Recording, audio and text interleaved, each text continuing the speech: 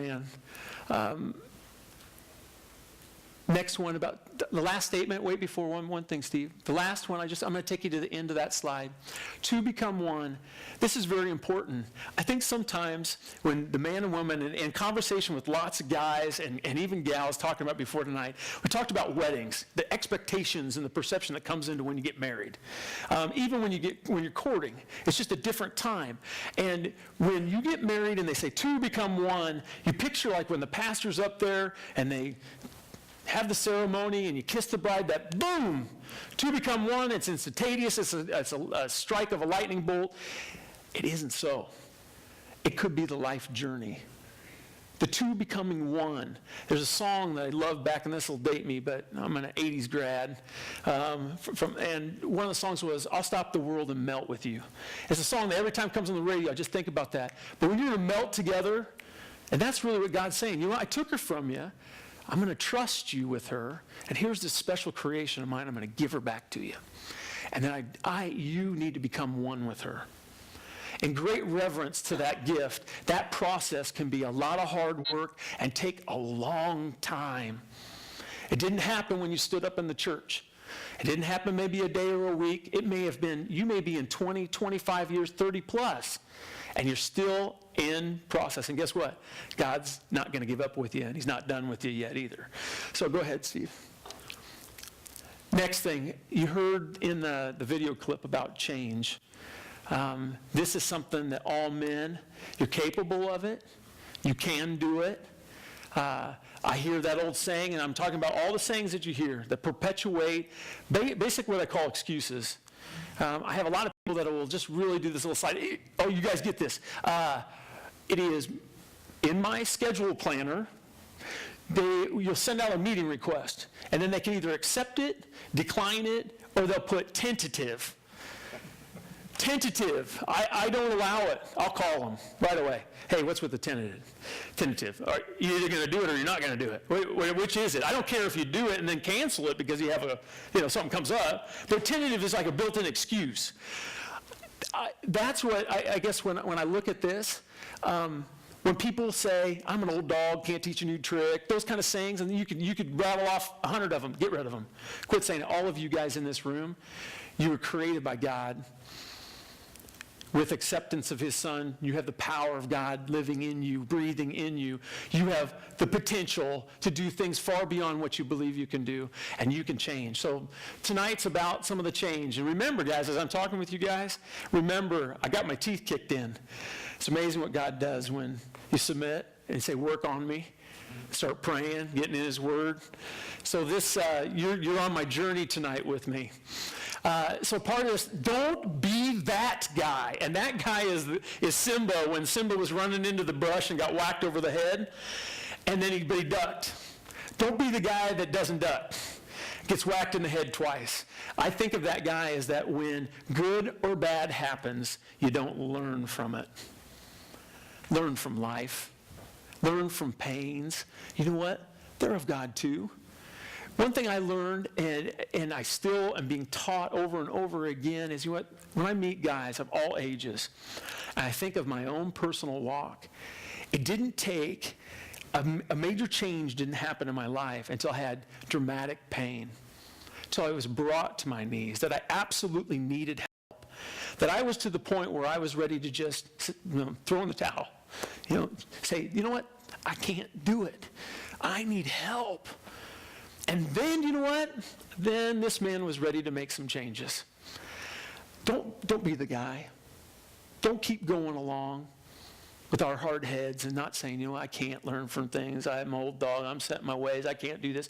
Today can be a day you can make a change. It's all a choice. Last part of this that I want to talk about is, if you look at the last four, we're going to get into these topics, but just to prepare you, the things that I was walked through as I was preparing for tonight was issues of communication in our relationships to women. Who's your first love? Being a living example and mentor, and then how we speak. So we're going to go through some of these topics. The last two topics, if you want to read, or last two lines on this, excuse me. First one is, if you change how you are, everything around you, including your wife, will change how it responds to you. Is it worth making changes? I don't know, unless you don't need to change anything, or you like everything and it's all perfect just the way it is, then ignore that one and we'll go on to the next one. Remember that you are the only one you can change. That was, I think, the number one topic. And the women that I talked to about men and women's relationships were the ones that said it first. Is it seems like we were going into relationships, and my wife was the first one to talk about that. He says, you know what, you enter into a relationship, things change. I think, everything seems exciting, and you do a lot of things together, and then all of a sudden, you know what? The perception is that guys kind of stay the same, and the women think they can change them. And then the guys think that, you know what? I love how it is. It's all wonderful. And all of a sudden things change. One thing is that's something tonight that fits into that category I asked about you earlier.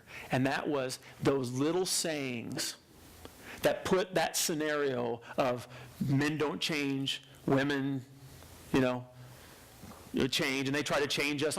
Get rid of those types of sayings. All that does is perpetuate negative implications on two becoming one. Healthy relationships and a man and a woman coming together, anytime you speak in a negative connotation about the ability for that to happen, it actually puts you in a predisposition of a negative thought that it's not going to happen. Go ahead and flip. Let's dive into this. Communication. You know what? When someone says, hey, you need to have better communication. We need to communicate. I thought tonight I would just get into a few skills. Let's talk about the toolbox. Let's get into it and say, okay, how do I do it? What should I do? One of the things that I think has worked for a lot of people, as well as even myself, is that you have some set of rules. Rules of engagement are created to protect, to create an environment that's healthy for conversation. I'm going to tell you guys right now, I am one of those yellers. I am a guy that's got fire and passion in me. I am quick to the short fuse, and I'm loud. And so anger is something for me. So I have to constantly be on my guard because there's nothing about anger. And you may read it on this slide. I may skip over it later, but a saying I love is, anger is one letter from danger. Nothing good comes out of anger, period. So I have to put some rules of engagement. Mine's timeouts. She knows it. She'll see me. I'll be silent. Sometimes I got to walk back, and I count. I count it out. And I don't give myself 3, it's 5. I need an extra 2. And then I talk to God. And I take a little time out, because I got to get rid of the anger to be constructive in any relationship. Other thing is, there's 2 words up there that if you want to, the past will come back to hurt you over and over and over, and over and over and over, if you like the words never and always. Not allowed. Don't use them. Get rid of them tonight. May tonight be that time where we just, what I love to do in campouts, burn things. Tonight would be the night where we pile those 2 words in a big pile and we just burn it up. We don't need them. Never and always don't need to be in your conversations, especially not with the one that's been gifted from God to you. Next thing is signals. I had this. This is one that wasn't mine, but I love it. And guys, use this. Asked a friend. He goes, you know what? I had so much problems with engaging in conversations. We're just such on different planets of how we perceive things. And then I'd say something, and my head would process what that means, and I'd assume that they thought exactly what I meant it to mean. And he goes, no, so what they have is a rule of 1 and 2. And they are literally holding a hand up going 1 and 2. The first signal is that when he walks in and he can tell and they're starting to engage in conversation, he goes, is this a 1 or is this a 2? And the 1 stands for that you're just supposed to listen, and 2 is I need you to fix it. So if she's the one in control of driving that, does that sound caveman to you? Some of us need that. Just think that would solve an issue. If you walked in and she said, you know what, it's a 1. Rough day. I need you to feel me. I just need you to listen and understand me. Just let me talk to you. And you know what, as a guy, I can do what I'm told.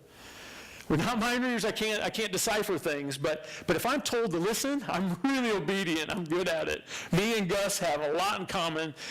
Mia, you're not watching this video. So, yeah, Gus and I have a lot in common. We will do what we're told.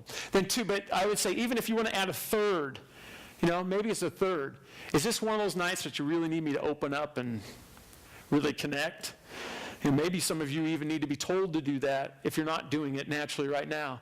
Don't forget that a woman, as well as you personally, don't put it in a woman's category. You need all of her, and she needs all of you.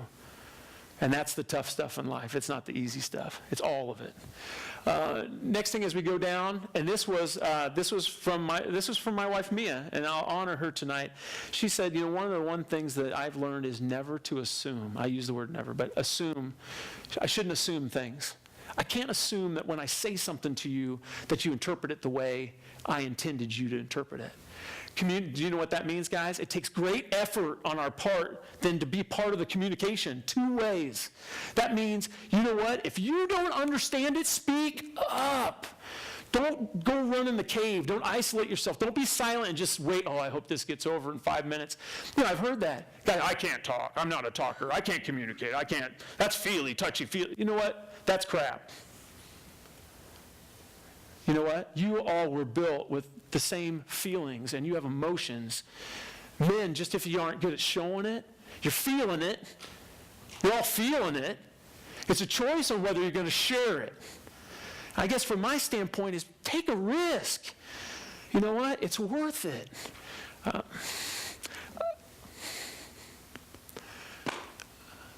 Yeah, it was a good time to flip.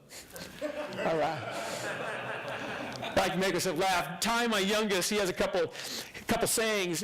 When you've got 3 older brothers that wail on you, push you around, then love you, and then hammer you, he's got 2 sayings. It just gets a rise out of him every time. He calls them a box of hammers, and he calls them chuck wagons.